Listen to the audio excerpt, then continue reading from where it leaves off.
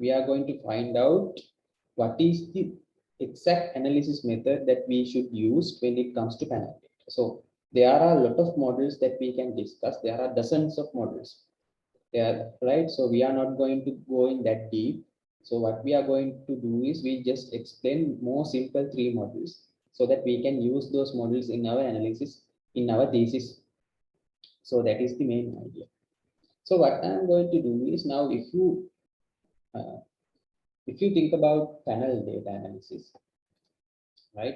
Panel data analysis, as I mentioned earlier, there are basic three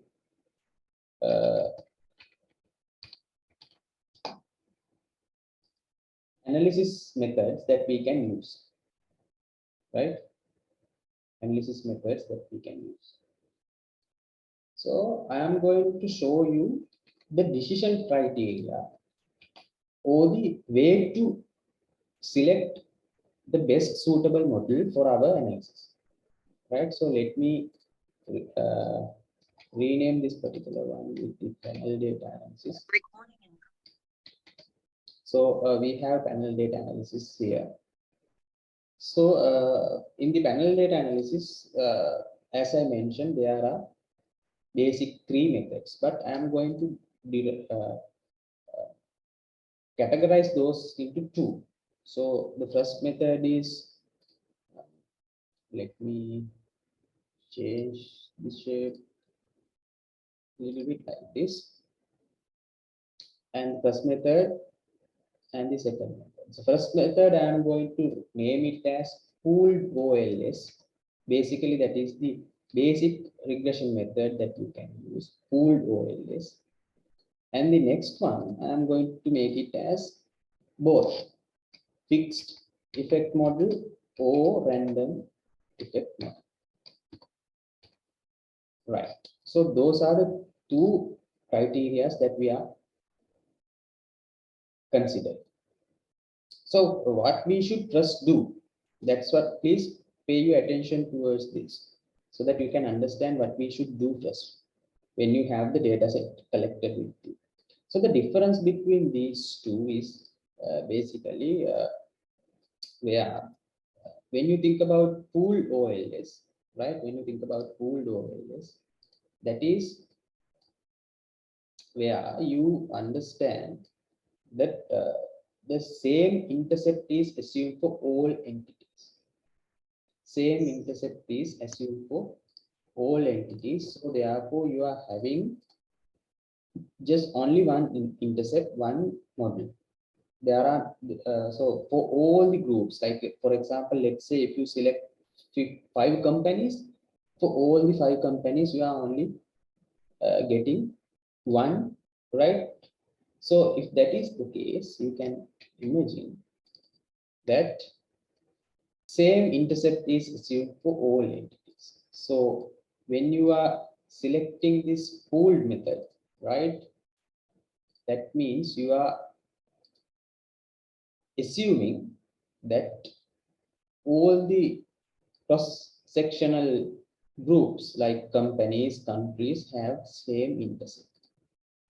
But when you are assuming fixed effect models or random effect models, that means you are assuming different intercept for different entities because you believe that those different entities have different features. That's the idea. Different entities have different features. So therefore, we need to capture those features. So therefore, we are going to assume different intercept for different companies or maybe countries, right? So having said that, now you know how this goes. So we have these two models, pooled and fixed effect model and random effect model. If you select pooled, that means you are only getting one intercept. If you are going to select fixed effect model or random effect model, you are getting several intercepts, right? So how you decide which one you should select, right? Which one you should select. So let me go into first now. First thing that you should do is you should run pool OLS. That is the basic one. That is the basic one. When you run it, when you run it, we have to test it whether the data set is suitable for pooled OLS method. So in order to do that, there are two things that we can do. In order to do that, there are two things that we can do. The first thing is we can run a test called wall test, right? In this particular test, what we assume is that once we run the pooled OLS method, when you run the wall test, once you have the result, we can decide based on the hypothesis of the test whether the pooled OLS is appropriate or fixed model is appropriate. So that's the idea. I hope you get the idea here. So that is the first test that you can run. So if you remember that I mentioned that we are going to run something called LSDV with the dummy variables. So that is what I am talking about. So here we are going to run LSDV because we need dummy variable to verify or run this wall test, right? So that's the first thing that I wanted to mention here. Right. So the next test that we should run once once we are satisfied with the wall test, then we can run another test to test uh, whether the fixed method is suitable. So because now here, once you run the wall test, you will know whether we should go for pooled OLS or whether we should go for fixed method and random method, right? Basically fixed method. So then before you go into the fixed method, you can run another test, what we call language multiplier test, Bruce-Bakan test, what we call Bruce-Bakan test. So through that test also we can get the same conclusion like this, whether to go for the pooled OLS or fixed effect or random effect models. So that particular model gives us the idea where whether whether our data set has some sort of a impact or effect when it comes to cross section or time base. Effect when it comes to the cross section or time base. So that's the idea. You can see here whether there is an effect when it comes to the right, whether there's an effect when it comes to the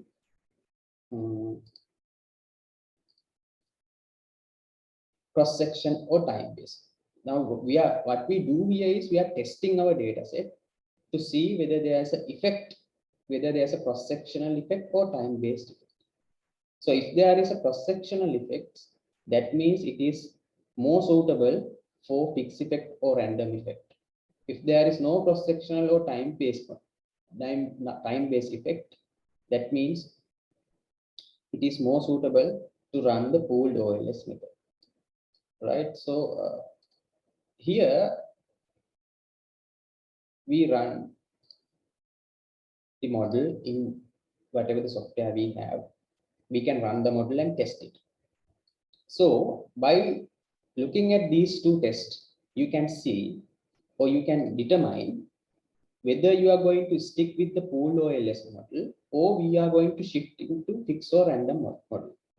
Fixed or random model, right? So assume that if we reject the null hypothesis of those two tests, for example, wall test null hypothesis is pooled OLS is appropriate.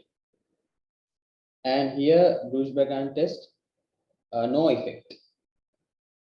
So when you reject no effect and pooled one, that means we are left with fixed effect or random effect. Fixed effect or random. So then what we should do is we should go in here and run the fixed effect model. So that's the next step that we should look at. So we are going to run the fixed effect model first, right? Fixed effect model first. So when you run the fixed effect model, you have to test whether this data is suitable for either fixed or random, right?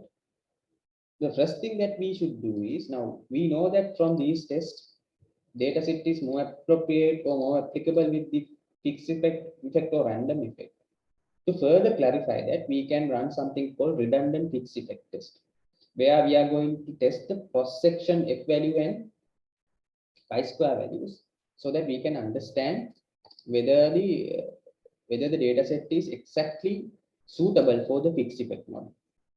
So what these two tells us is this data is not suitable for pooled OLS. So in this test, where redundant fixed effect test, we are going to test whether the data is suitable for fixed effect model. Right. So you will get the idea. Right. Now you can see here. So I'm proposing to run something called redundant fixed effect modeling, right? Where for we are running cross section Fs and cross section chi-squares. For those two models, we have these two hypotheses, right? Not models exactly; these are just tests, right? Just tests. So now you can see, by looking at those two, we can tell whether the fixed effect model is appropriate for our data, and should we run the fixed effect model, right? So once you satisfied with that test, you can see, then you need to run the random effect model to test whether the random effect model is more suitable. So here it says that fixed effect is more appropriate than the pooled operators. But we need to see whether the random effect is also applicable, or what is the most applicable one. Right? So in order to do that, I am going to run REM, so random effect models. Right? Random effect models. So to do that, we have to run the random effect model. Right? Run the random effect model. When you run the random effect model, then what you should do, you should run another test called Hausman test, where you can test whether the data set is suitable for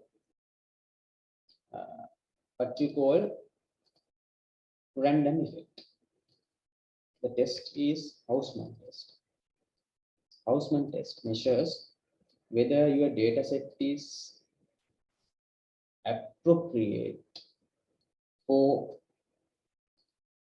random effect model or fixed effect model. You can see the hypothesis.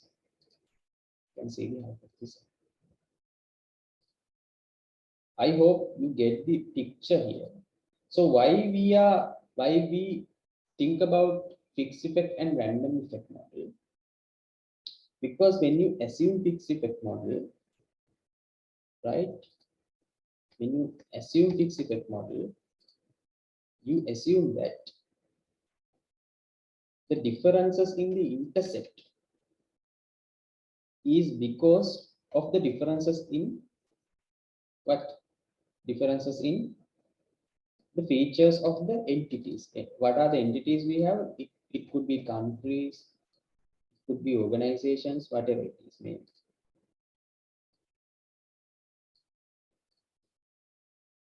So why random effect?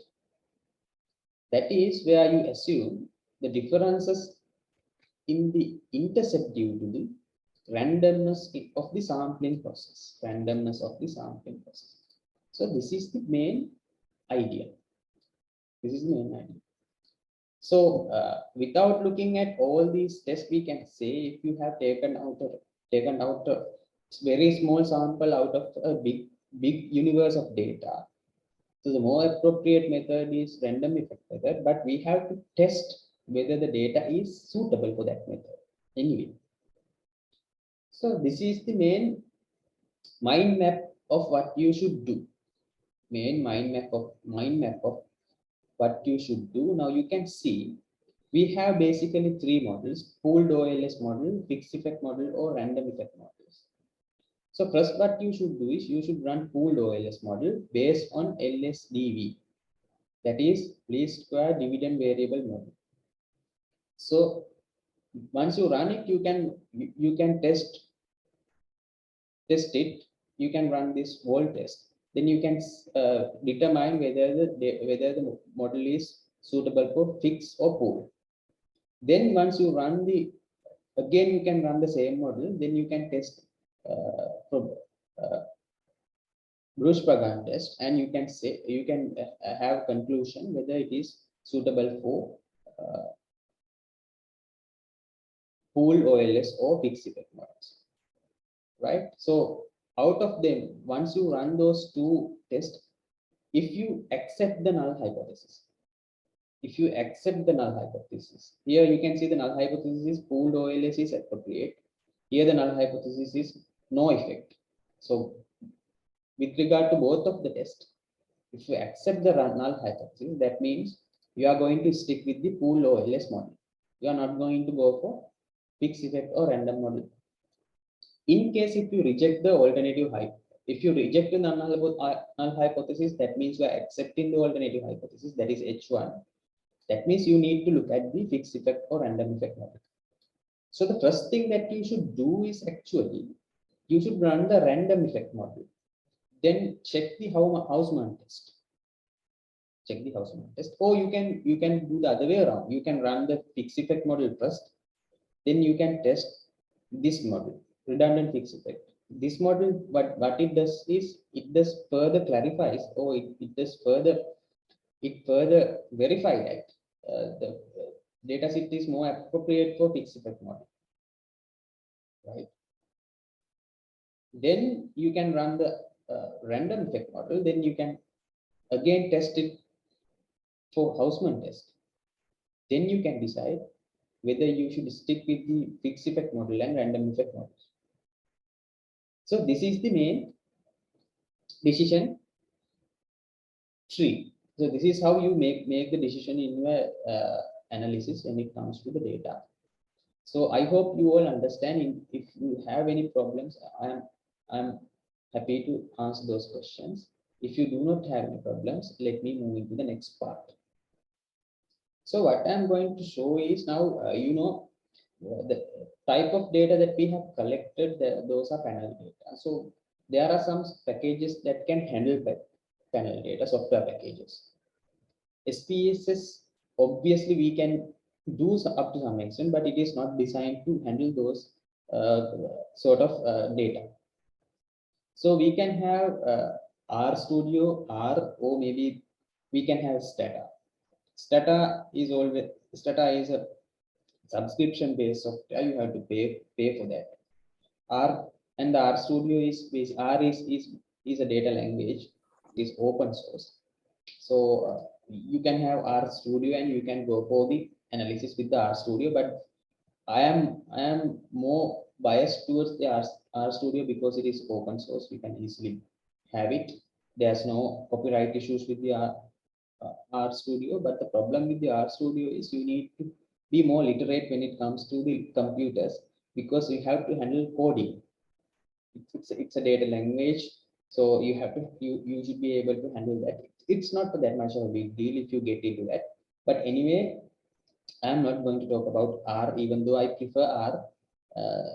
I would be I am going to talk about EViews. The main thing about the EViews is where we can have the free version. for students without paying anything. So where we can run our analysis, but there are limitation in the free version where you cannot save your data. You can only copy images out of the uh, you know images from the data set or the outputs. You cannot save anything what you do. You when you do it, it's all.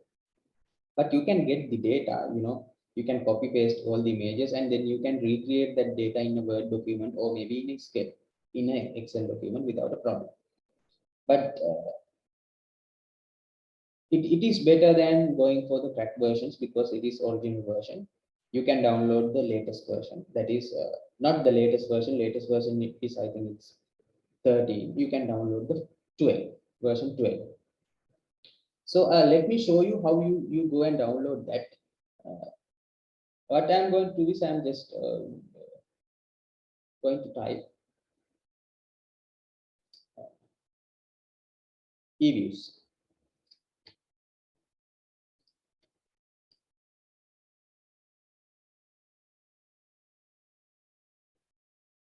So you can search like this EViews 12 student version if you want, or you can just search for EViews. Then you can see the first one, the first link, that is the site that you should go, eviews.com. So when you go into that particular site, you can see you can take a look at the main interface for the EViews, right? So through this, you can see there are several licenses available: EViews buying guides, single user full license, university edition, commercial volume license, academic volume license, international sales, trading, and there are a lot of things. Here you can see something under here: EViews 12 university edition and student version light 12. That's what you should select: EViews 12 university edition and student version light 12. So when you select it, you will move into separate page like this. So there are two editions you can look at. The first one is EViews 12 university edition. You have to buy it. You can see the cost. It costs around $50, but you don't want to go for that. This version is the free version is more than enough. So all you have to do is download EViews 12 student version light for Windows. So you can see the differences here, between all the editions: the university edition, academic single use edition, and student light edition. You can see observation series. There are 4 million if you go for university edition, and academic single use edition there are 120 million.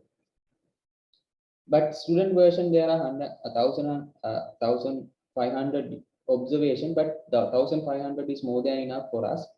We are normally collecting around 500 to 250 range when it comes to undergraduate programs.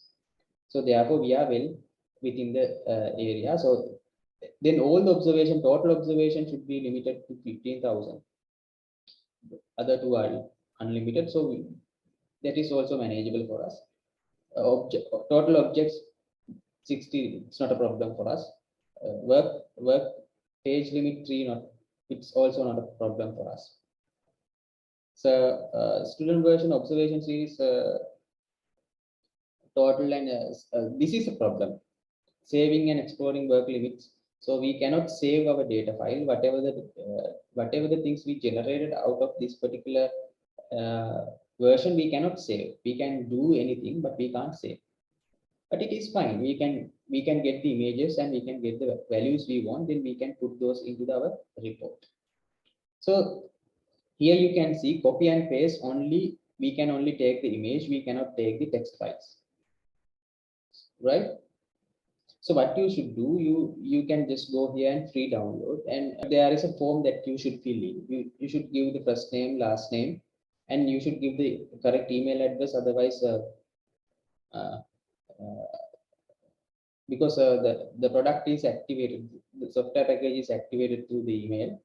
Phone number is not necessary, and you should give the school or university. So you can mention whatever the college, or maybe Open University of Sri Lanka here. Then you have to give the country, and you can tick here undergraduate student.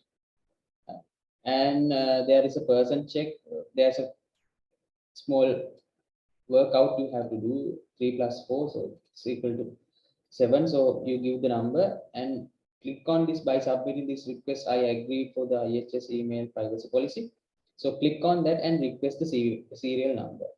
Once you request the serial number, you will get an email into your account with the link to download the particular package. So once it is downloaded, you can install into your PC, and then you can enter the serial key. The serial key also be received into your email, so you can enter the same serial key into the software.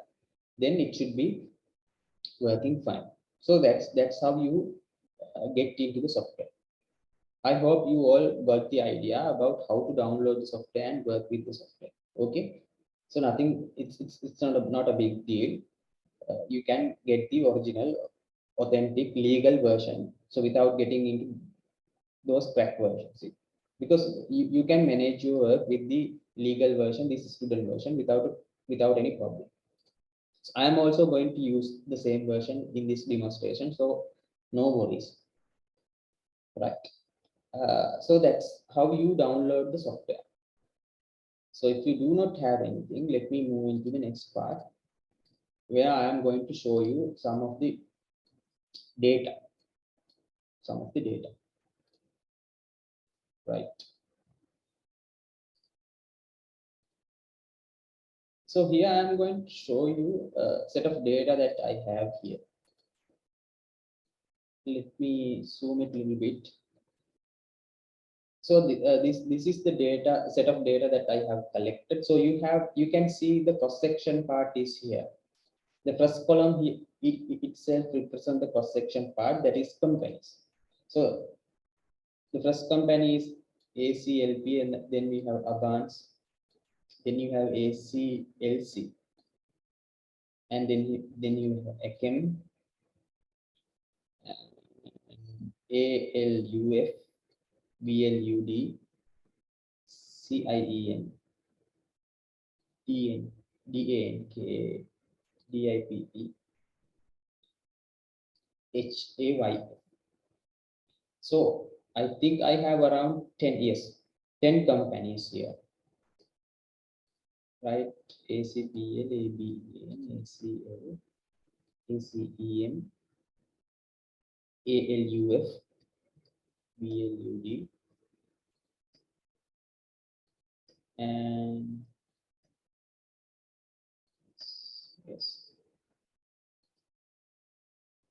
right. So we have this.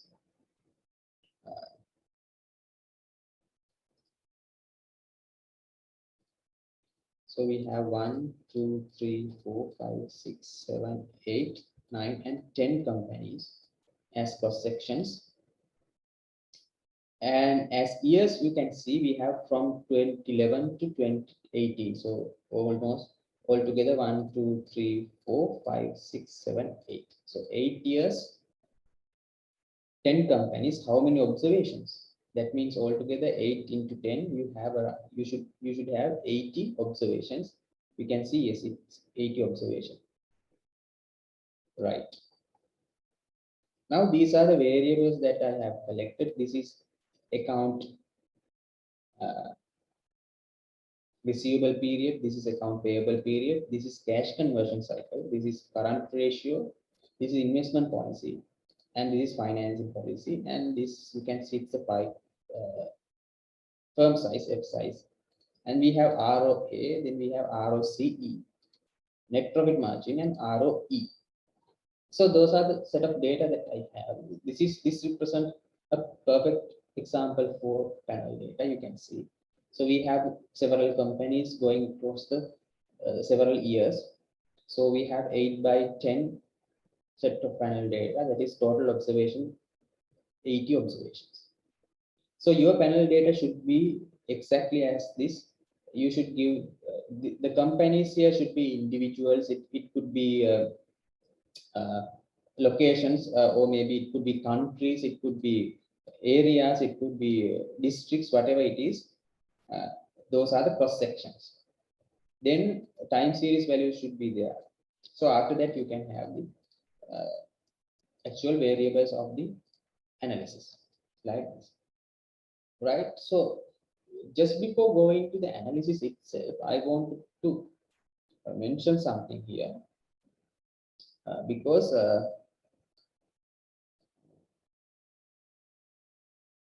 we need some dummy variables in order to do the testing. If you remember, I talk about something called wall test. To do the wall test, we need to run least square dummy variable models. So to do that, we need to create dummy variables for all the cross sections. Now, as I mentioned, we have 10 cross sections. We can see here, 1, 2, 3. So we have 10 cross sections. 10 cross sections in the sense 10 companies. We have 10 companies. So when you're having 10 companies cross sections, when you create dummy variables, you always create dummy variables what number of cross sections minus 1, k minus 1. Because why? There's something called dummy variable trap. So we don't want to create the dummy variable for the reference category. So if you keep the reference category as the last company, let's here HAYA. So that means you are only need to calculate or create dummy variables for these 9 variables. These 9, those are not variables. Those are those 9 cross sections. So that's the idea, right? That is the idea. So let me create first dummy variable here. Please pay your attention what I'm going to do. So I'm going to rename it as D1. D1. So D1. Right. So what we do is the first dummy variable D1 is basically for the first company, that is ACLP. D2 is for the second company, that is advanced. Then D3 should be for the third company, that is ACLC.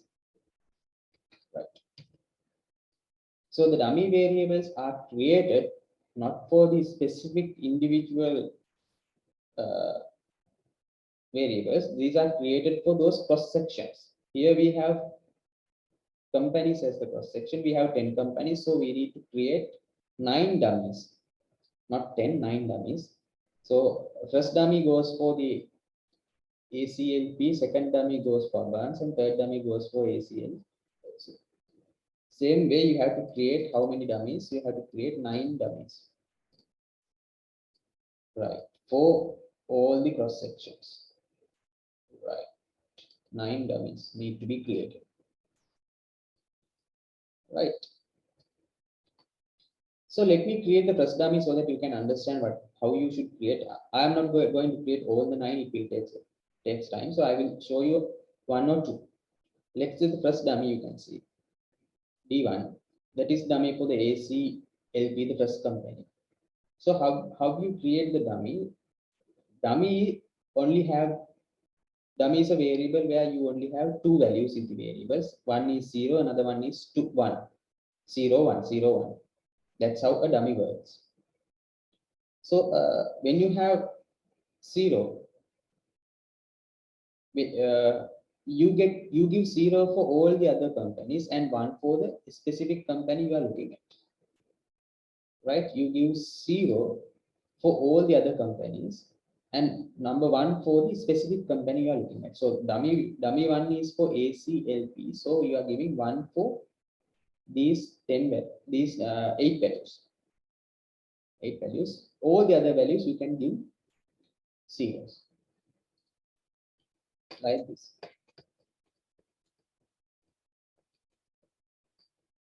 Right? So this way you can create the dummy. Now you can see all the ACLP values you are getting 1. So from here you can give zeros, like this. For total, all the other companies, right? That is a one way of doing it. But you have to repeat it for about 9 times it is very difficult task to do. But anyway, you can in Excel, if you want, you can have a formula. So let me put the formula here in the D2. So you can introduce formula with if value, right? If this particular cell, the first cell here is A2, right, is equal to within inverted comma you have to put, because we are talking about a text here. If that value, if the company value is, the second company is Abans, so ABAN, we are asking them to put 1, otherwise 0. If A2 is equal to Abans, put 1, otherwise 0. So this way you can easily create a dummy. So all you have to do is, once you enter the equation, you can see it should be 0, because here it is not Abans, here it is ACPL, you can see. So all you have to do is just double click on the side of this cell here. Then it will create the dummy variable for you all the way down. All the way down to the 80th observation. Now you can see zeros are going to appear for the first company, but the second company for Abans, you can see all the ones are there. So same thing can be done for the cross section,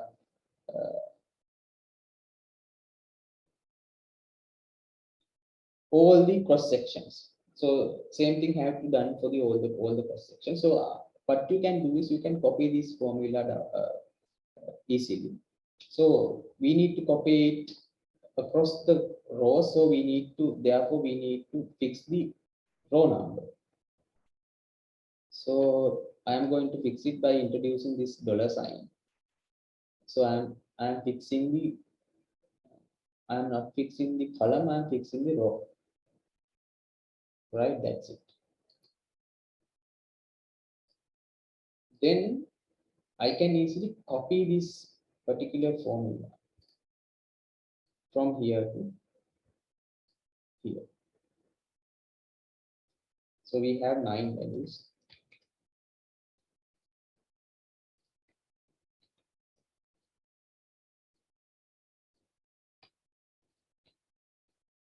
Right. So you can see when you click on here, it gives you the same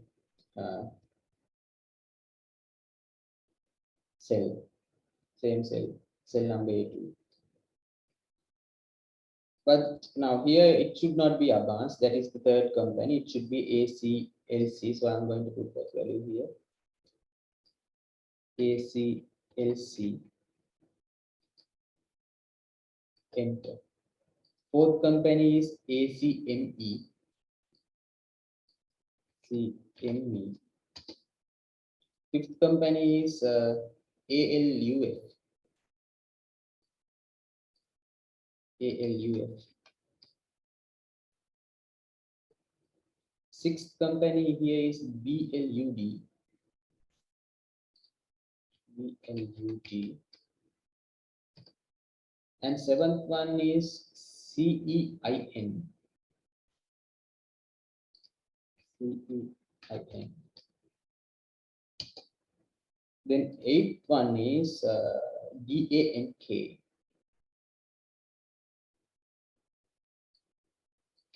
DANK. And the ninth one is DIPP. DIPP.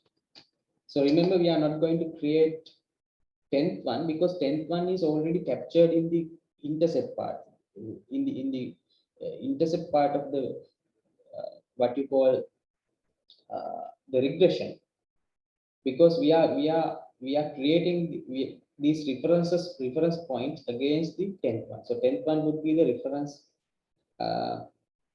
value, and we are creating dummy variables against the 10th one. So the coefficient or the intercept value we are getting in the regression estimates would be belong to this 10th cross section. So these dummies will represent the deviation from uh, those intercepts, right? So that's the idea. So now what you can do is you can easily select all these things and you can double click on this particular. You can see when you move the cursor into this particular location, it will change into cross mark. So you can double click on here. So it will create the dummy variables for you. Now you can see how dummy works now. Here, once, once, once, once, once, like this. Now you can see when you have all the things zero, that means it is equal to the 10th one. That's why we did not create a separate dummy for 10. So these dummy variables are going to read in rows, not in columns. Now, if you look at this column, D1 0, others 0, the D1 D1 1, others 0. Now here D2 1, others 0. Here D3 1, others 0. But if you look at the last one, all the things are 0.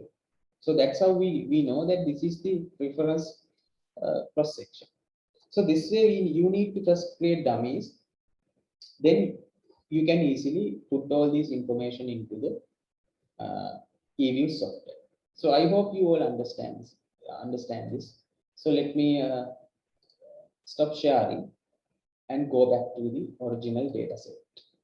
The same data set, I'm going to save this data set and I'm going to import that to the EViews, right? EViews. So I'm going to start my EViews program. Let me share my screen first. I hope all of you can see this. My shared screen, you can see in the screen, it says that EViews student version light as limited capacity version EViews. That this license is exclusively for use by students and the faculty. Commercial use is strictly prohibited.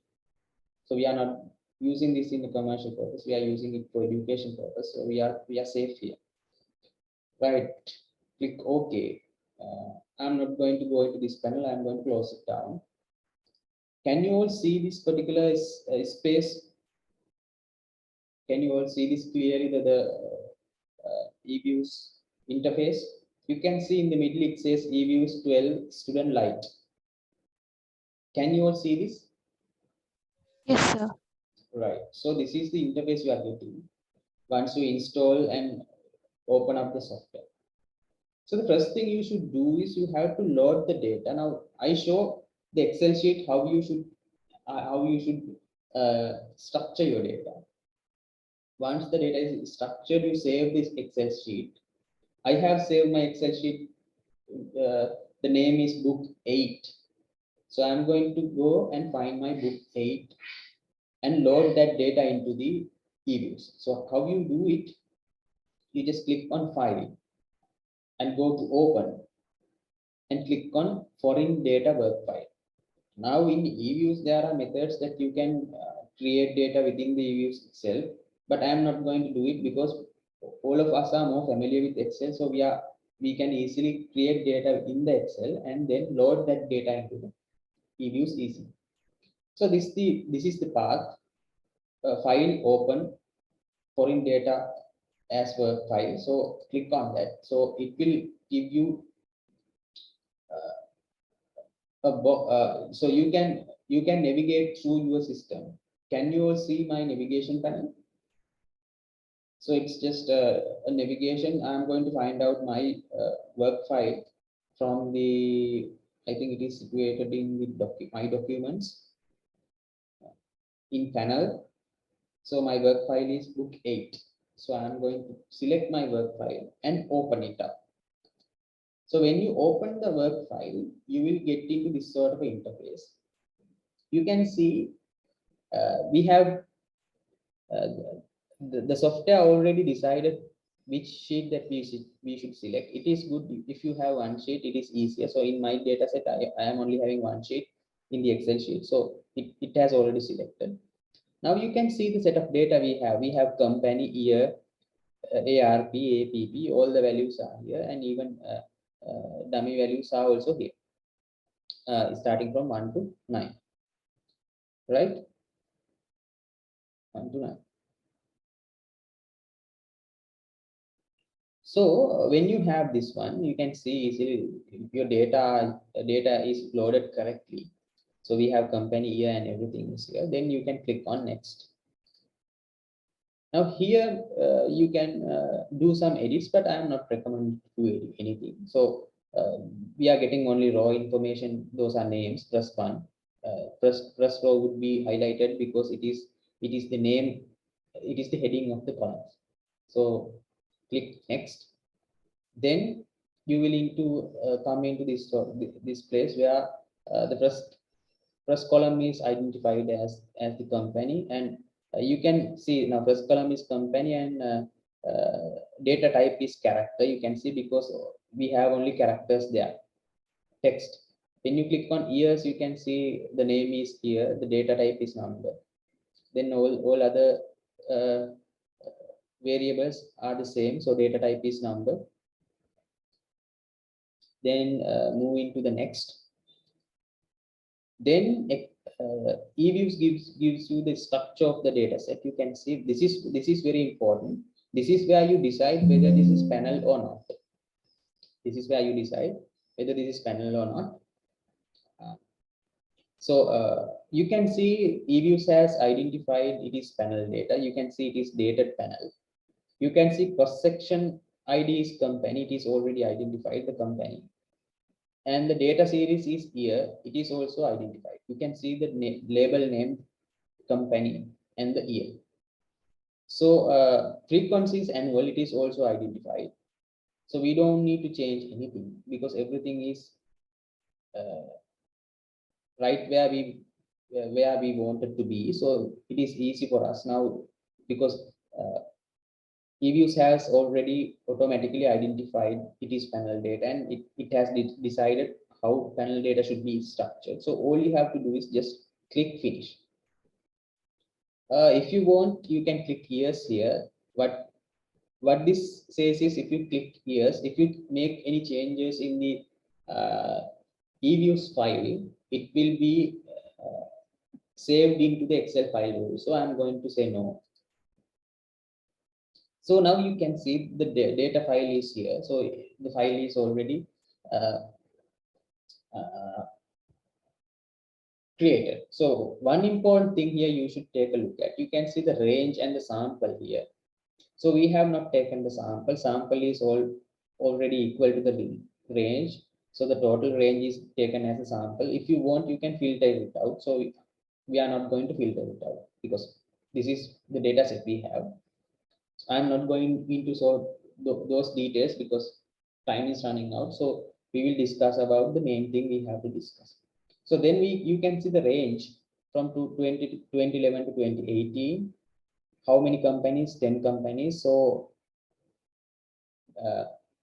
8 years, 10 companies. We have 80 observation. So you can see the summary, right? So you can see all the series we have. So we have ROA, ROC, ROCE. Then we have what you call investment policy. Then we have financing policy. Then we have CR, I think it's current ratio. Then CCC, basically cash conversion cycle. Then ARP, that is average receivable period and average payment period. So those are the variables we have. The first thing we can do in this particular software is right. The first thing that we can do is in this particular software, we can take a look at the data set. So I am going to select this data. So the way to select the data is basically you can select through your mouse point. If you need to select more than one series, what you should do is you should press and hold the button in the keyboard, that is control button in the keyboard. Press and hold the control button in the keyboard and select. So first I am going to select APP, then I am going to press the control button in the keyboard, and then I am going to select ARP. You can see all the things are selected now. FP, firm size, IP, then ROA. Let's think that we are going to regress these things. What I'm going to do is I'm going to regress these independent variable finance uh, financing policy, investment policy, company size, CR, it is current ratio, and account receivable payment period and account payable period against ROA. If that is what I am going to do. So once you click on all these things, you can see it is selected. What you can do is you can right click on one of the selected series, then it will open up another menu. In that menu, you can see open and click on open as group. So as soon as you click on open as group, you can see the data set is you can see the data set, all the variables you have selected. You can see the company labeling here with the years, right? So by looking at this, you can see the data set is already uh, identified correctly as the panel data. So another thing that I wanted to mention here is you can take a look at the data set by looking by putting those things in charts. So let me put these data in a chart. For the sake of clarity, I am going to remove one or two. So I am going to delete this. So I am going to remove CR, APPR, and these two, and I'm only going to keep these three. So again, open as group. Now you can see there are only 1, 2, 3, and 4 variables. So ROA is basically our dependent variable, and these three are going to be independent variables. So if that is the case, what I should do is once you open up the data like this, you can go to view here, and you can see option for graphs. Click on graphs. So you will have this sort of a interface. Make sure that you select basic types, lines and symbols, right? And don't change anything. Just come down here, the panel options, right? Select individual cross sections, Then click OK. Now you can see all the graphs are here. So we have the variables FP, F size, IP, and ROA. So FP is financing policy, F size is the company size, and IP is investment policy, and RO is there. Now you can see RO is it's like a line because F size is what you get as a uh, curve. That is because F size, if you go to the data set again, let me go into the data set spreadsheet. You can see F size is bigger. It's bigger. You can see it's in rupees. I think it's in millions. And FP and IP, those are ratios. So those things are uh, well below 0.3. So when you put these things against, it will create. It will not show properly. It will not show properly. Right. So there's another thing that you can do with all these values. If you want, you can convert this into log 10. So it will give you values between 1 to 0. F size you can convert into log 10, or if you want, you can get the natural logarithm also, ln. But those things are different. We cannot discuss all the things here, but that's why you are getting something like that. So right. So let me remove that firm size again and open up the data set. And you can see it's only financing policy, IP, and ROA. Now, if you put this data in a graph, individual cross sections, probably, yeah, now you can see. So we have ROA, we have IP, we have FP. Now you can see ROA is green line, IP is the orange line, and FP is the blue line. You can see all the data across the sections. There are 10 companies, 1, 2, 3, 4, 5, 6, 7, 8, 9, 10. So across the companies, you can visualize the data like this. You can see when it comes to the data across the sections, you can see there is some sort of a relationship, like, how it behaves. You can see it behaves in the similar pattern altogether. There are some differences in some companies like DIPP. You can see when it goes down, the ROE goes down. Sometimes IP and FP goes up. But anyway, there are other companies that follows the same pattern. So that's the idea. Now we have to look at the differences when it comes to different companies. And there's another way that you can visualize your data. Again, go to graphs, basic line symbols. You can get the combined cross sections. Click OK. So all the graphs you can get to the combined cross section. But this is not a good way to show it. Nobody can see this. But I wanted to show it to you how you are going to get that. Then go to graph. Again, if you want to get the cross section, what you can do is you can get the cross section individuals. Now, we earlier we only take a single graph. We can ask them to stack into the multiple graphs.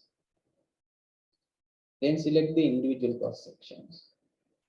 Then go there. So now you can see everything against everything. Like, the first one is company, that is ACPL FP.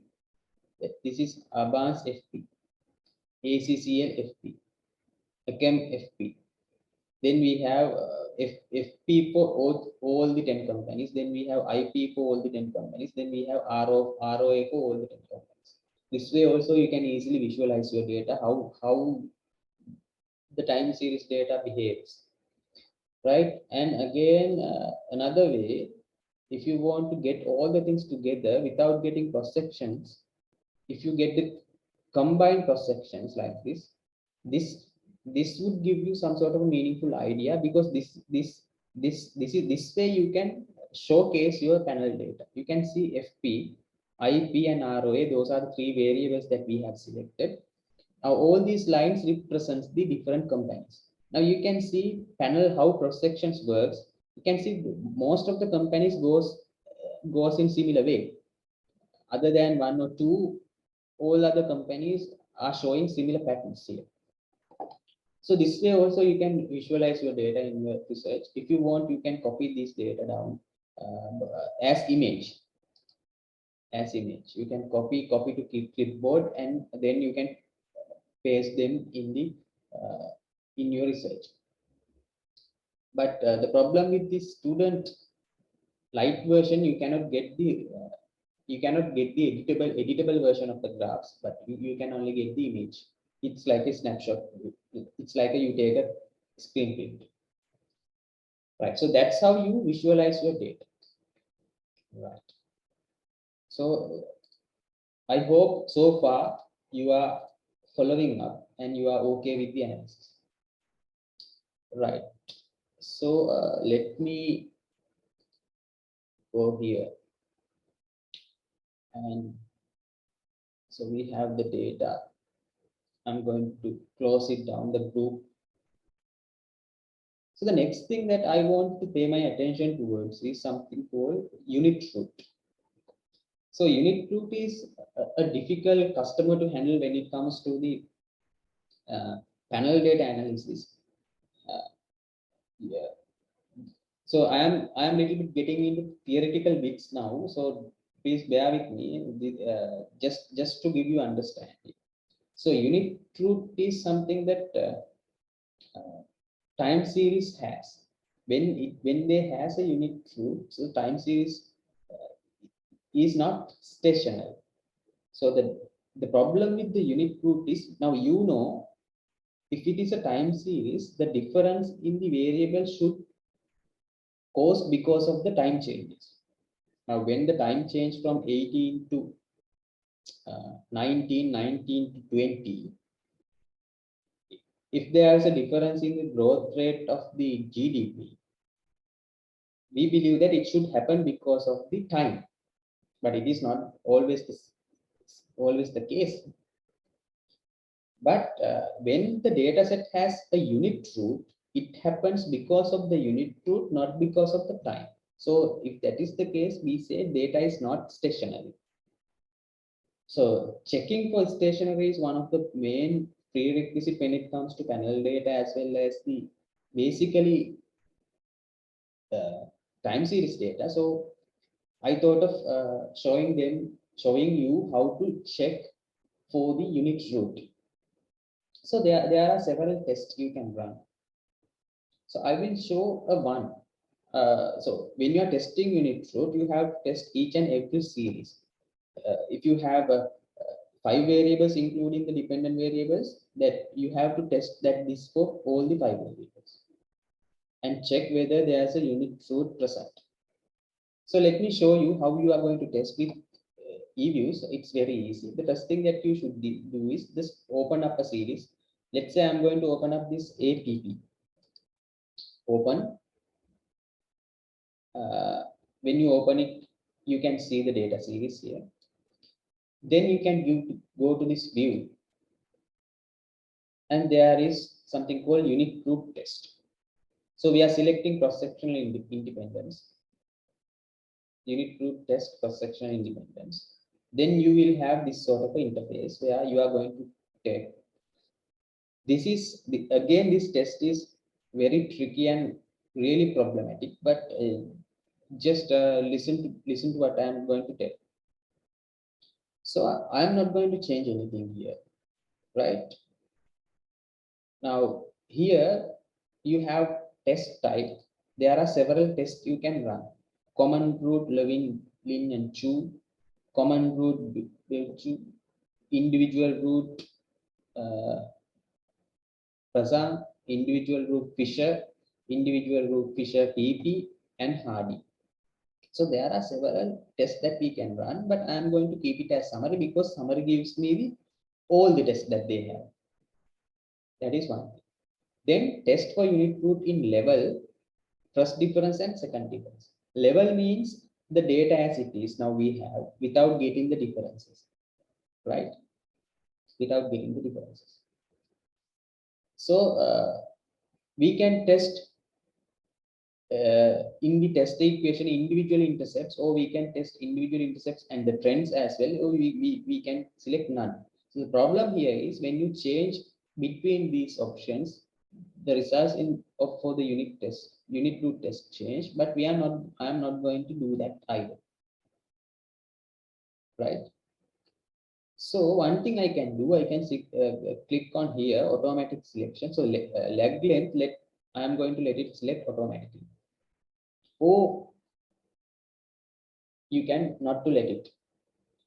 So that's all I'm going to do. I'm going to click on OK here. Now here you can see the test. This is how EViews gives you the tests for you to take the decision. Now you can easily see we have several tests. Now uh, the first one is the method is here Levin test. So in this test you can see the null hypothesis is unit root, assume common unit root process. So that means if you are going to accept the null hypothesis, that means the data has unit root. If you are going to reject the null hypothesis, that means data do not have unit root. That means data is stationary, right? So now you can see how the way that you decide this is significant or not, the same way that you decided with the SPSS. In the SPSS, you have something called sig value, that is p value. The same thing, the probability value we have here. Prob. You can see probability value is 0.000. That means this is less than 0.05. So less than 5%. That means we can say this particular data series does not have a unique root. This is stationary, so this is suitable without a problem. Uh, the problem with this particular set of tests is these tests are also not consistent. Now you can see, but you can see the test two, that the LM test says that it is significant. That means we can reject the null hypothesis. And ADF also says that it is significant, less than 0.05. But you can see the PP test, the chi-square test, it is not significant. That means you should accept the null hypothesis. But way to make the decision here is to look at the majority. Now you can see we have run 1, 2, 3, 4 tests. So 3 tests out of 4 says that there's no unique root. So that therefore data is stationary. So we can believe that. So that's how you decide the data is stationary. Then move into the next. If you want to keep this test results, you can keep it by freezing it. Now you can see in the menus here, there's a button to freeze. So when you click on freeze, it will open up a separate uh, output window so that you can keep it. So I'm going to open up another variable here, ARPP. Again, I'm going to run the same analysis, unit root test, cross-sectional independence. Not going to change anything, click OK. Now you can see the same results for that particular variable ARP. So earlier we ran it to APP. Now if you go through the probability values here, you can see all the tests says the same thing, less than 0.05. That means it is significant. That means the data is okay. Data is stationary, does not have unit. Let's go for, let's say, company size. So I'm going to open up the F size. Then I'm going to perform the unit root test season. Run. Now you can see. Now you can see. It is very difficult to take a decision because one test says that it does not have unit root, that is living test. But LM test says that it has a unit root. ADF, the Fisher chi-square test, mentions that it has a unit root. And again, PP says that it doesn't have. So it's 50-50. It's 50. So what you can do as a measure, right? You can do the same thing again. Go to unit root and cross-sectional. You can move into the trust difference from level. So click on trust difference and again run the test. Now you can see everything goes back to normal. So you can easily make a decision here. So all the test says that data is stationary now, but it is not at level. It is at the trust difference. But the thing about this trust difference is now when you are creating your equation, you have to get the trust difference of the firm size. Trust difference of the firm size, not the actual firm size variable. You have to get the trust difference. How you get the trust difference? It is very easy procedure. What you should do is you should subtract the earlier item from the next consecutive item. Subtract the earlier item from the next consecutive item. Now, if you want to create, let's say, a first difference for f size, so what you should do is you should go to here something called, you can see gen. It is generate. To generate variables, you have to go to gen here. Then you have this sort of a box comes up, and you have to enter the equation. So what we are going to do is we are going to create a difference. So I am going to create uh, first difference 1D of f size So I am going to create that variable. So this is the variable I am going to create. Df size, that is thrust difference f size. So that is the variable name actually. The variable that I am going to create, new variable. That new variable should be equal to d difference. Then open up bracket. Within the bracket, you have to mention the specific variable that we are selecting. Now we are selecting f size. So I am going to put the f size here. Right, this one. I hope you can see this. So what I have done here is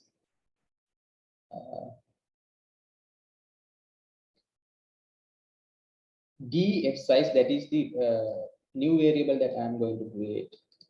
Then I have entered d and f size within the bracket. So that's what I have entered as the equation. All you have to do is click OK.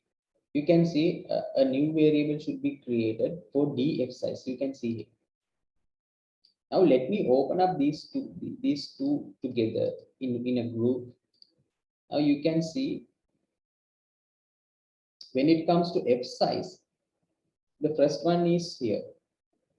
When it comes to df size, the first one is not here because there will not be a first one.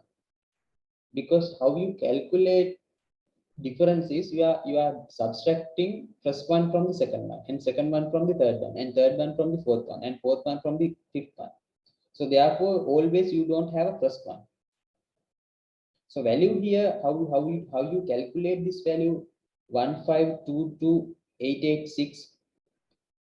It's by subtracting 833838518 from 990807.2.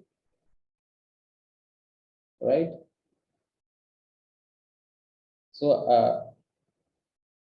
what you do is you subtract 803 800 300 8518 by 99 990,807. So you get this answer.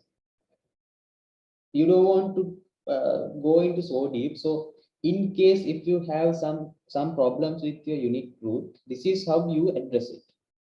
This is how you address it. So instead of this d size, instead of f size, I am going to take this df size into the formula. So that's how you create it. Right? So this is the basic data clearance and diagnosis. For example, just think that even with the thrust difference, if you do not have the data I mean these tests, even with the thrust difference also, if these tests indicate that there is a unique root, another thing that you can do, you can just always go to the unique root cross sectional. Then you can go to the second difference. It will further clear out. So first difference or second difference, most probably your data should be okay with the first and second. So that's how you clear it out. I hope you understand. So you have to do this for all the variables in order to check for the unique root for all the variables. If you can do it, it's good. So you know what exactly you are dealing with the data. Right. All right. So I'm going to close them up. So next thing that I'm going to do is the analysis. So this is where we are going to start the analysis. Right. So I hope that all the other variables are okay. I'm not going to take the time to check them because it takes time. So if you remember, the first thing to do is to run the pool OLSD. So how do you run the pool OLS with the dummy variable? If you remember, I think I was discussing about something called LSDV, least square dummy variable models. EViews makes it very easy for us to run the equation. How do you run it? First, you have to select the dependent variable.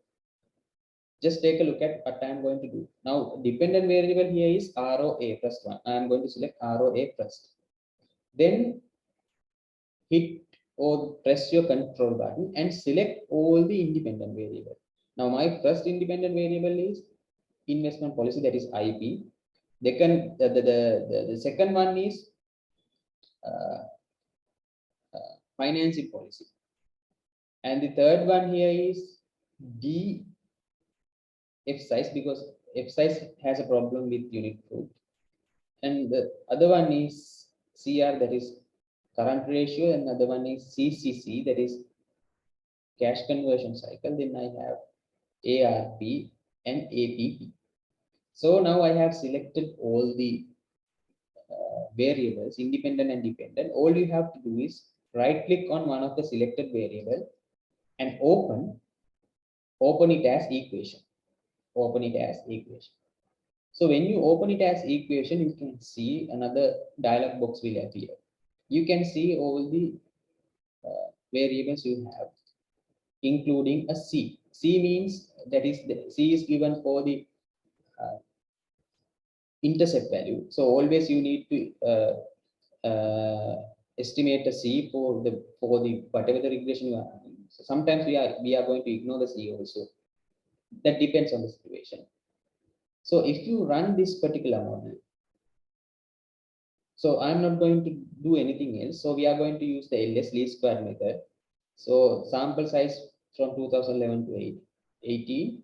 So click OK. So when you click on OK, you can see the model. Now, if you go through the description here, you can see it's the panel least square, that is pooled OLS model, panel least square. And you can see the periods include 7. We have cross sections 10, and we have panel observation 7. That is because why? Because we have to get rid of 1, because we go for this D size, because we do not have any because when you go for the D size, you have to remove one of the cross sections. So you have to remove all of them, right? So that is another downsize when it comes to that. But anyway, when you run it like this, so you can view this analysis as same as the SPSS output. You can see you have the constant value, you have the other variables, you have the coefficient. These are the beta coefficient, and standard error values are there. T statistics are there. Then probability values are there, where you are going to test whether these are probability, whether these are efficient or significant or not. Now you can see APP is significant because it is less than 0.05. It is 0.0042. And CCC, that is cash conversion cycle, is significant. It is less than 0.005. All the other values are not significant. Those are not significant. So I'm going to run the same model without assuming the first difference of the model, first difference of the firm size, just taking the original one. So let me open up the equation, run it. Now you can see all the 80 observations are there. Number of cross section 10, and periods include 8. The problem with going into the first difference is you are sacrificing one period.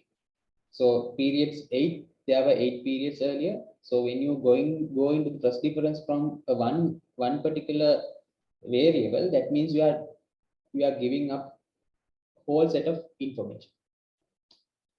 Right. But anyway, if you have unit root problems, you have to do it. Right. Now you can see again you have the same results, but here you can see F size is significant, and APP is also significant as previously. CCC is also significant. Right. Because you don't want to go into the you know first difference when it comes to F size. If you remember, when you think about uh, when we were looking at the details from the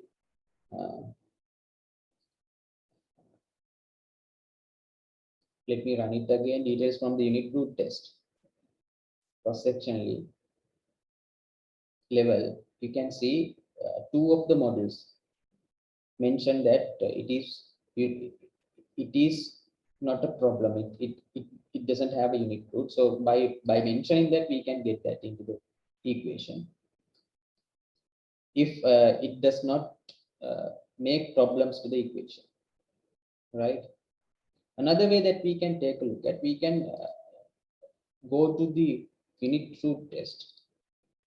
Then we can go for the several tests like this. All the one of the tests that I would prefer is to go to Hardy to test. So when you test for Hardy, you can see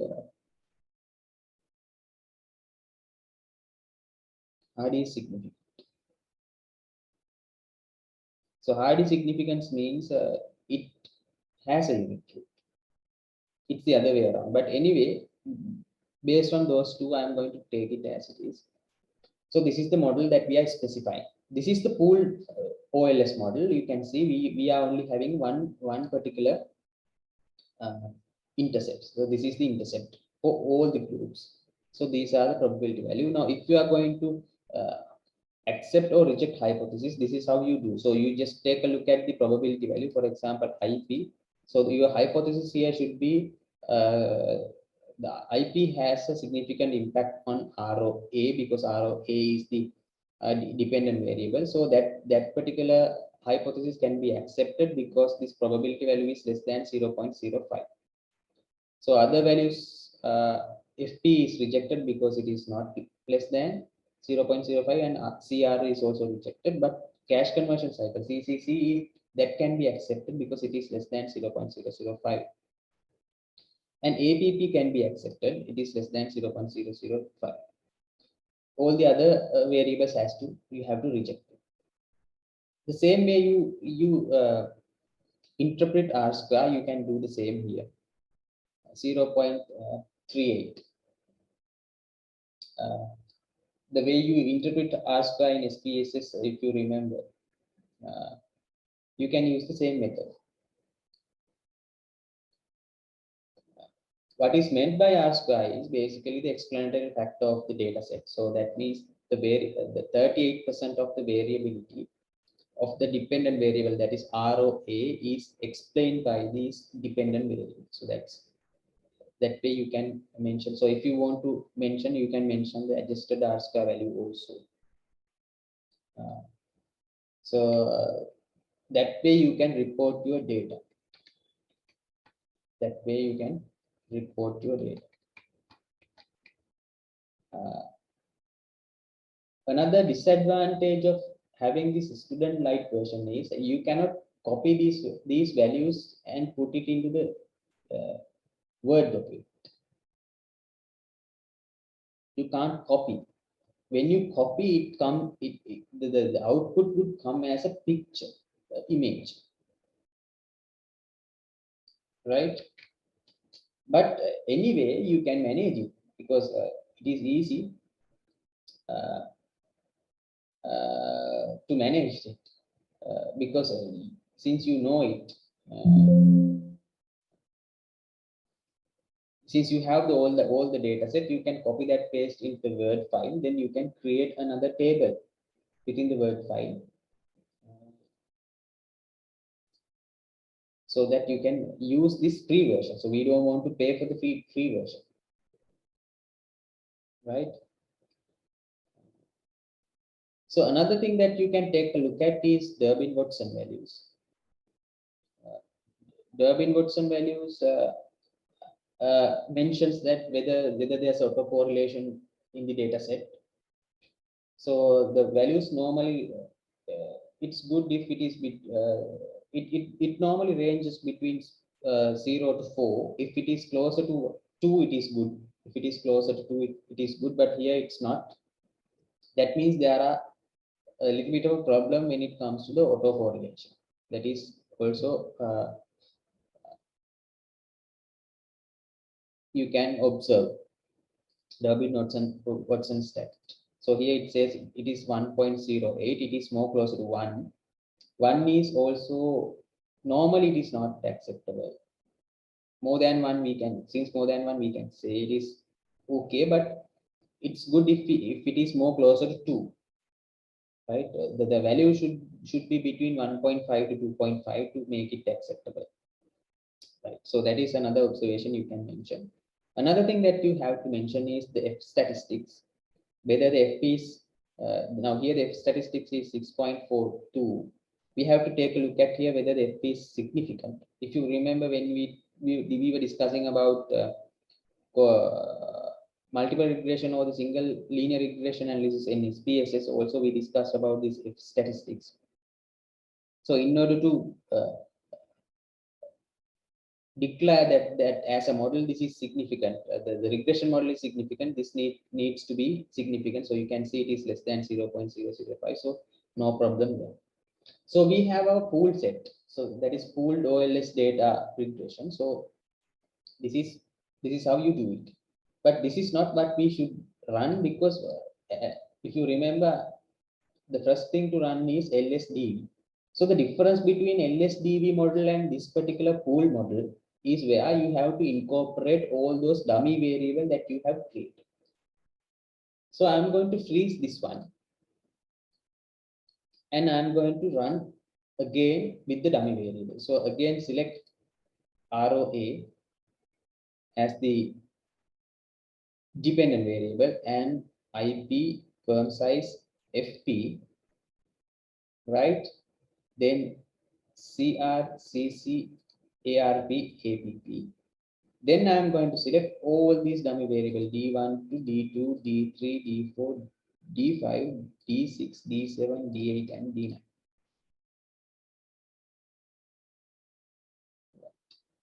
Then open it up in a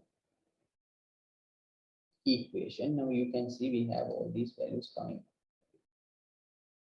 So all you have to do is just run it. So the EViews is asking whether to delete the previous one. You can say yes. So now you have the new model with all these D's, all these D values.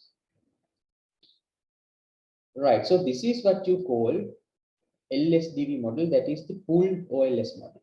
Now here this is just a regression that we have run. So when you run this LSDV model, you can see whether the difference, whether there is a difference when it comes to beta values of these dummy variables. So how you explain this dummy variable is interesting. So the D1, if you remember, that is the first company that was ACL, if I remember correctly. No, ACLPS, the first company, the dummy variable. So it says 0.00348. That means the intercept of that particular group is different from the intercept of the total group. That is reference one, that is the 10th one. The 10th one beta intercept is 0.006441. So you have to add this value to this value to take the value at the D1. So you don't want to bother about these things, but those are technical terms. But what I wanted to understand is we have run the test using dummy variables. So in order to do the board test, you have to do this. That is why we are doing it, right? Because I don't want to go more detail in statistics, because this is not a statistic lesson. This is just using the statistics for research purposes, right? So you run this model as it is, then you have these things. So now what you should do is you have to run the board test.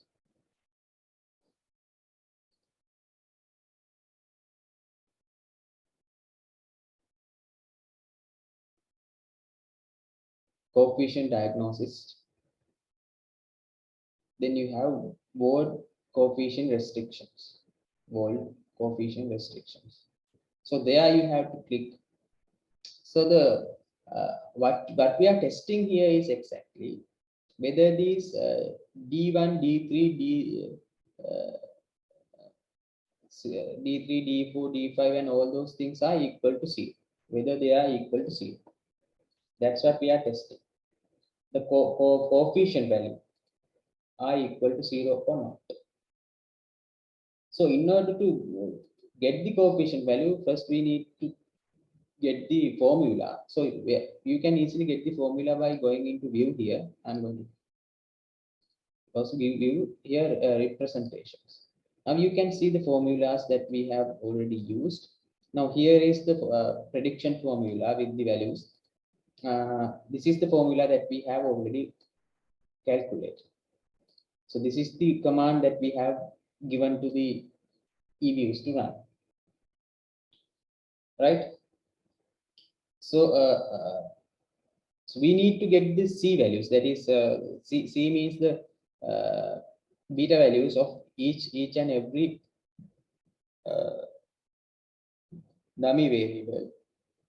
So to do that, you have to check from where the dummy is going to start. So you can see the dummy is going to start from C8, and it is going up to C16, 8 to 16. Now this particular portion.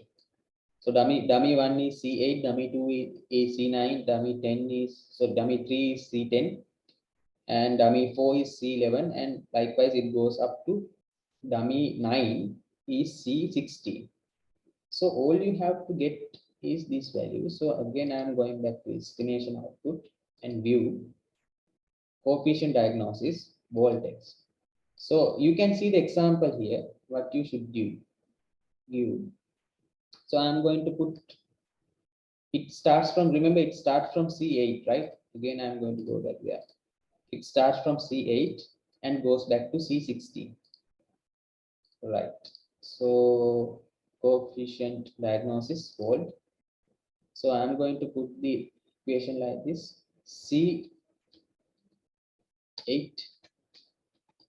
is equal to C9. I'm going to put copy and paste the same thing because, and I'm going to change it. So C8 is equal to C9. C9 is equal to C10. C10 is equal to C11. C11 is equal to C12. C12 is equal to C13. 13 is equal to C14. 14 is equal to C15. 15 is equal to C16. So there should be 9 variables here. These are not variables as such. These are the beta values of the variables. So 1, 2, 3, 4, 5, 6, 7, 8, 9. So all these should be equal to 0. So this is the criteria for the volt test. We are going to test whether these beta values are equal to 0. So click OK. Then you are going to get the test. So the probability value, you can see it is significant. When volt test is significant, it says that means we are going to reject the null hypothesis. The null hypothesis is of the volt test is all the beta values are equal to 0. And alternative hypothesis is those are not equal to 0.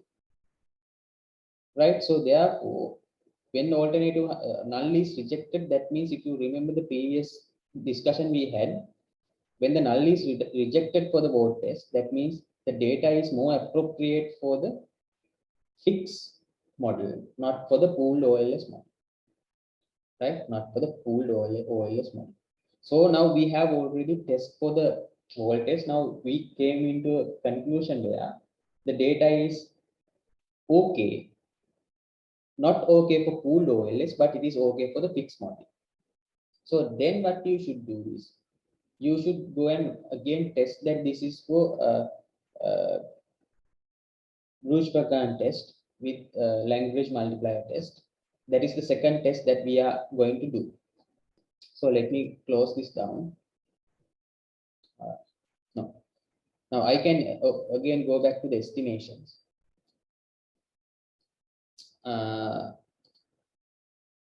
Because if we need to run the Bruce-Bertrand test, we don't want to run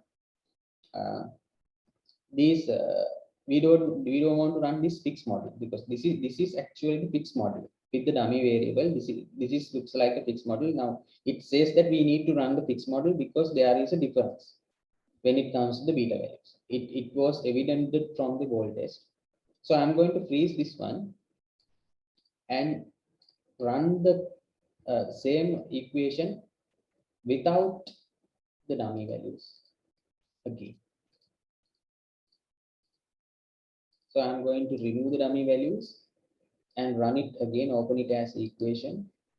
Without the dummies, I'm going to run it again. So you get these values.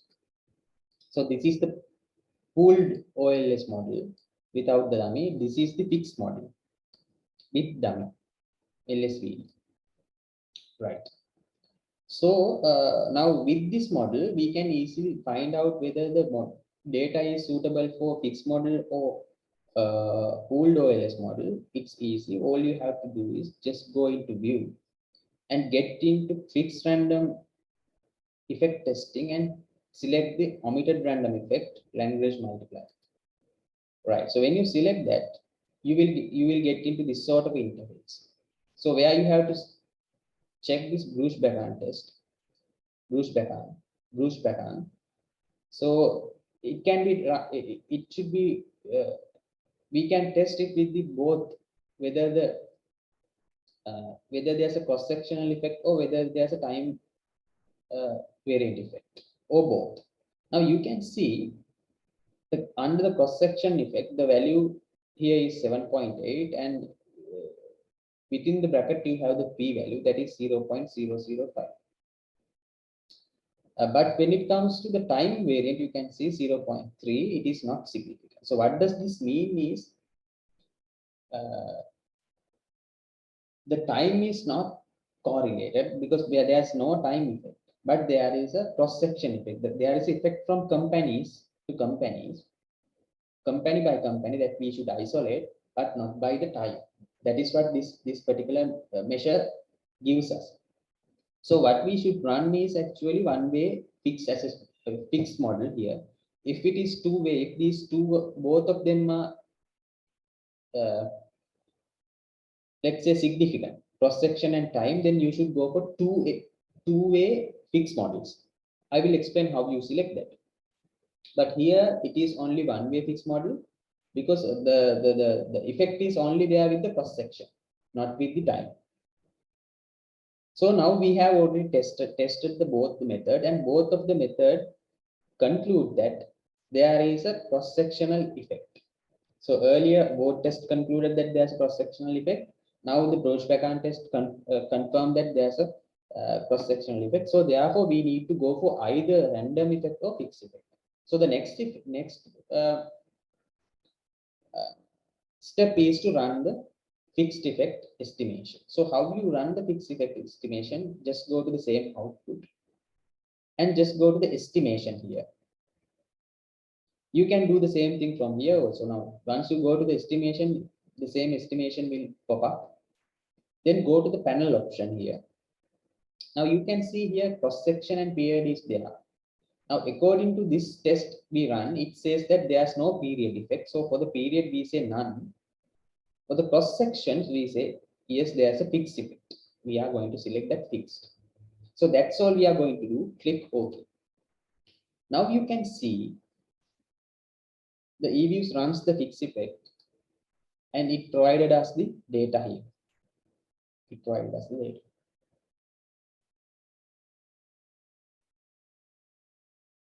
Right. So we have average. Now in this model, we have average coefficient of all the coefficients that we calculated for dummy variable. You can see this model and this model, the previous model, are almost similar. It is identical. So the model that we have run with the dummy and a model that we have run at the moment by going into fixed specification. You can see the cross section fixed dummy variables were introduced here also. So you can see all these other values are almost similar, like R square value 0.65388, R square value 0.65388. Those are similar. Durbin-Watson value. Now you can see the Durbin-Watson value, it has improved 1.5. So that means when it comes to fixed model, you can see the Durbin-Watson value has improved and R square value has improved. That means the fixed model is the most suitable model at the for now, up to now, right? So You can see all the coefficient values are also similar now. IP here 0.1516, here 0.1516, f size here 2.00 something, here similar, fp negative 0.043, here negative 0.043. So it is almost identical, not almost, it is basically the identical models.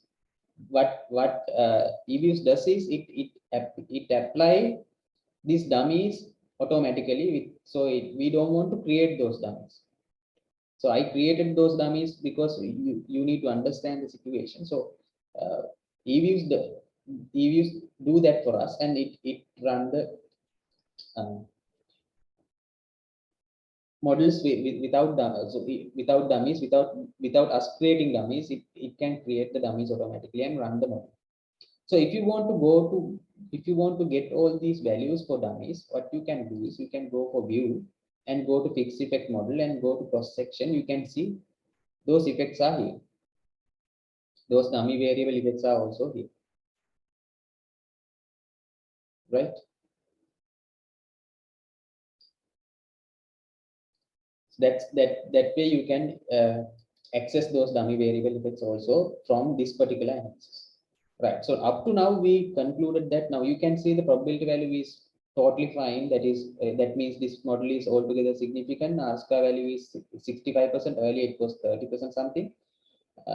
And Durbin-Watson stat is also improved for 1.5. It is in acceptable level. So you can now you can, if you want to test the hypothesis, you can test the hypothesis here the same way now. If these values are less than 0.05, that should be accepted. So anything you can see here. So only thing is IP inflation. Investment policy, that is acceptable because it is less than 0.05. It is 0.03, marginally acceptable. Other than that, this one, the cash conversion cycle can be accepted under 10% condition. That is, you can do it. You have to reduce the uh, confidence interval to 10% if you want to accept that, but that is not recommended. So we can reject that. Only thing that is acceptable is inflation policy. So investment policy. Right. So what we have done so far is we tested everything and we decided that fixed model is appropriate. So the next thing that we should do is, again, I'm going to freeze this model, uh, run the random effect model. It is very easy, nothing much to decide. But with this fixed model, again, we can test whether this is fixed model is appropriate or not.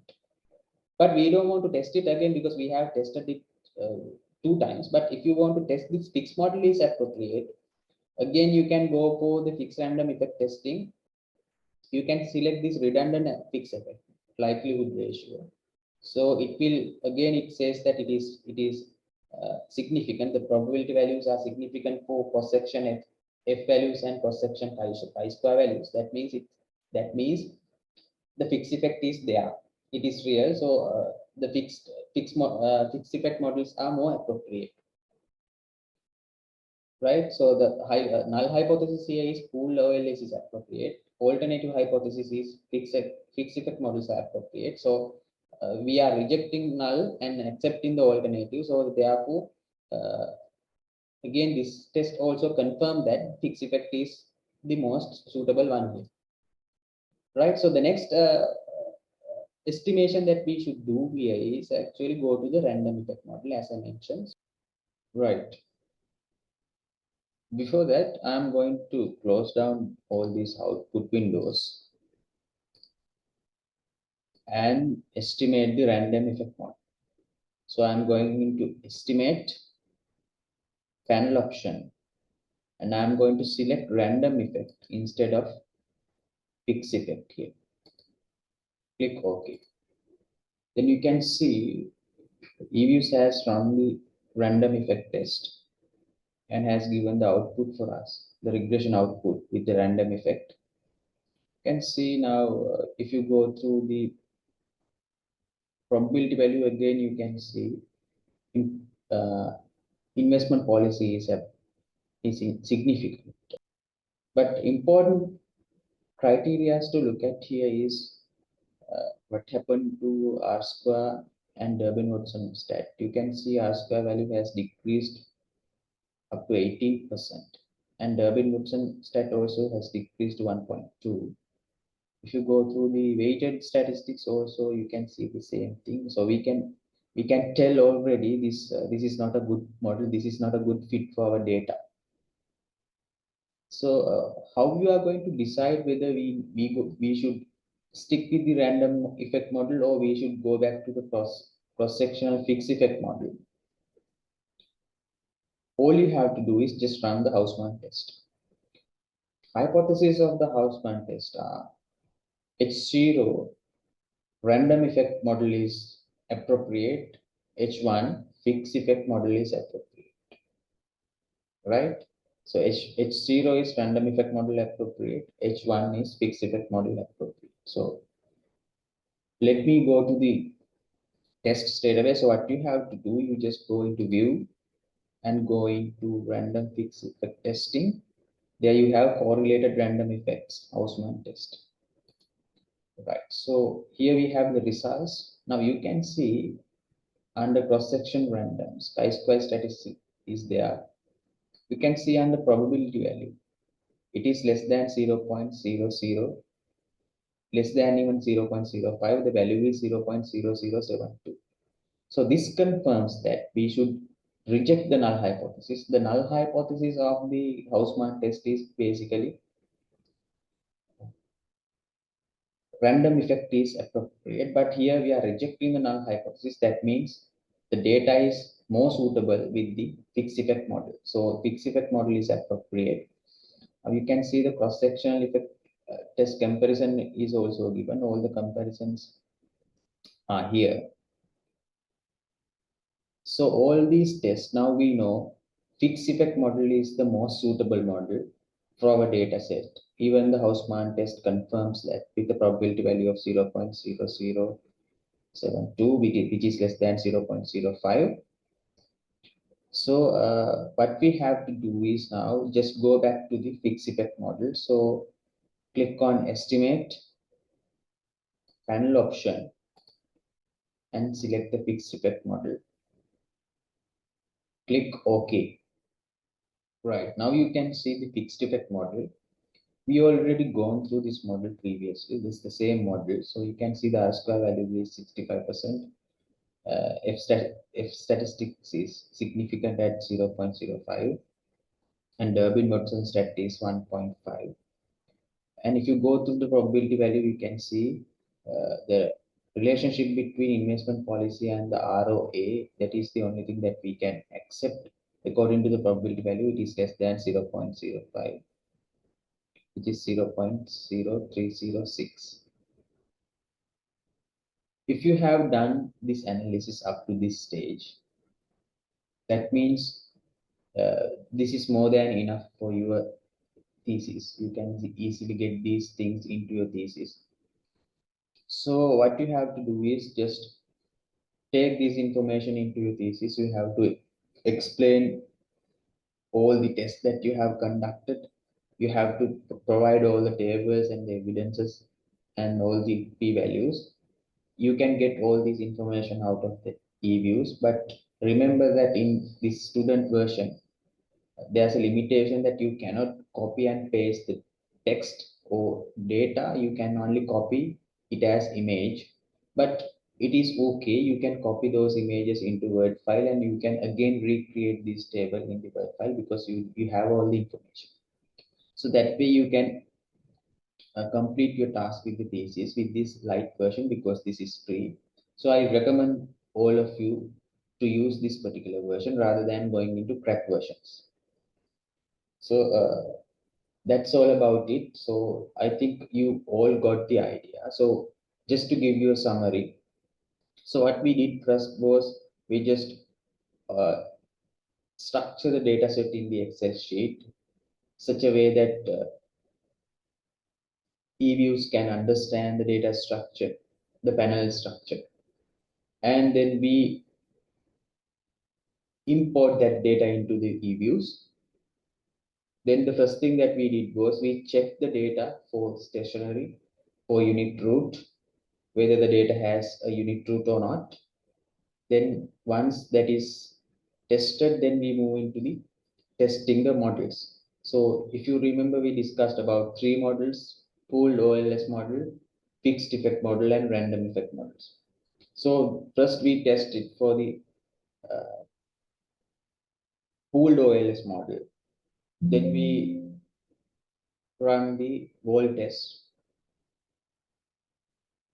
to test whether the LSDV model is significant or the pooled OLS model is significant, or on the other hand, whether the fixed effect model is significant or the pooled OLS model is significant. So according to the test, it was uh, the result was indicating that the fixed effect was the better fit for the data. Then we move into the fixed effect model and we ran the fixed effect model. Before running the fixed effect model, if you remember, we test the data set for Bruce-Bagan test. So in the Bruce-Bagan test, again, the same conclusion were made, whether that is basically the fixed effect model was appropriate. So then we run the fixed effect model. Then we tested for the fixed effect model using the redundant effect or the redundant fixed effect test. So where we tested for cross section F and cross section chi-square. So that test also came positive towards the fixed effect model over pooled OLS model. So then what we did was we moved into the random effect model to test whether random effect is more suitable. So then we test the random effect model with the Houseman test just to see whether fixed effect or random effect is suitable. So Houseman test was significant. That means we have to reject the null hypothesis. So the null hypothesis is basically random effect is suitable. So therefore, the Houseman test also concluded in favor of fixed effect model. So therefore, we went back to the fixed effect model. So using the fixed effect model, we can test our hypothesis. So that's the idea. I hope you all got the uh, theoretical part as well as the practical part and how to run the test and all that. And I hope that you get yourself familiar with the EViews software also. So if you do not have any question, any clarification, we can stop the session at the moment. So I hope you all are now capable of handling your own data set with the panel data. And thank you very much.